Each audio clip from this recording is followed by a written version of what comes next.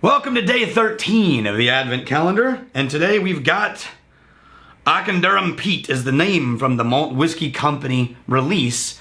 Underneath it tells us that this is a single malt ringing in at almost 60%, 58.6% from Glenglassaugh. So Glenglassaugh, I had never heard of in my life until one day I was doing a tasting at Specs here in Austin, and the rep and the main guy in charge of, I think he was in charge of distillation. I can't remember his name though. For our oversight of things for Glendronach and Benriach. And I knew both of those, and I like both of those. I prefer Glendronach, but I really love Benriach's peated. They have a peated version called Solstice, and it's a port finish. It's 17, and it's so good. And the Benriach 12, I mean, they're great whiskeys. Both of them are great whiskeys. And he said, I also want to show you this one little bottle I brought of this distillery called Glenglassaugh, and it's entitled like Evolution or something like that. I've got it back here somewhere. Evolution. It is called Evolution. Anyway, so we tried that as a part of the tastings, and I went, wow, this is interesting. I really like that one. Turns out it's a distillery that's always been around for ages, and changed hands, was bought by some big, I think the Edgerton Group, and it was used in blends like Cutty Sark and Famous Grouse, and then they started... Now they're owned by the company that owns Benriach Glendronach, right? So it's that trio of distilleries. And I think they're already doing really good things. And man, I already like the smell of this.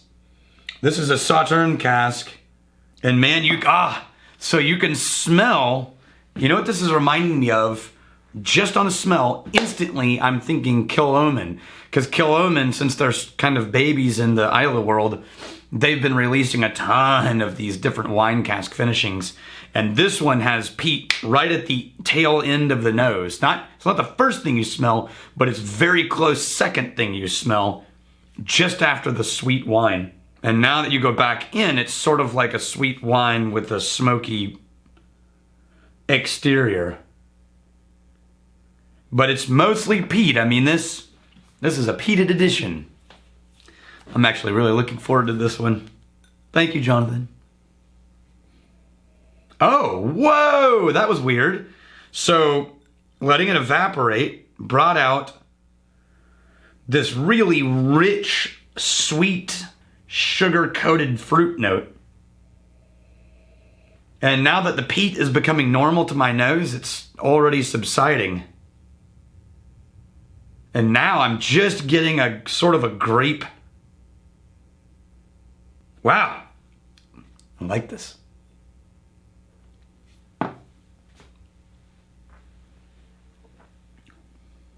Oh yeah, crap, that's drinkable. I got 2 more videos to do, or I would just pour this whole bottle into my glass right now. And that would be the end of this, because I need to let that sit for a second, because now notice this is a distinctly peated malt, but it's not leaving any of the ashy finish. It's leaving a little bit of the slightly soured sweet finish. And actually my aftertaste is very much grain.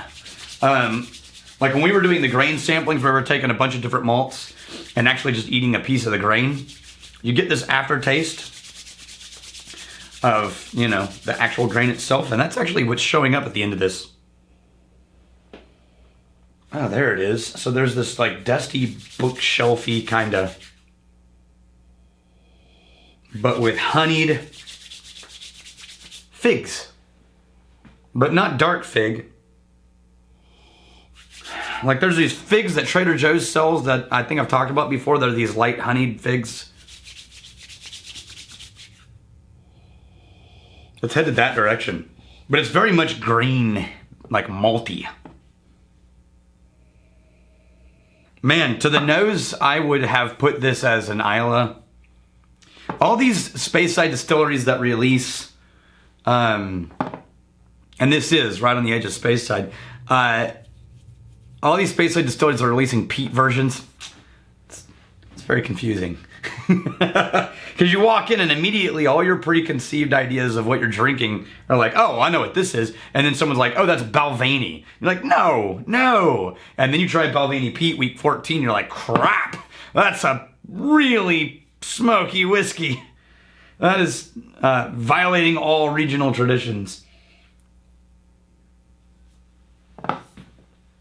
And it's actually not violating regional traditions. It's returning to tradition because all malt was smoke dried for a long time. It's actually returning to historical, but it destroys the current norms.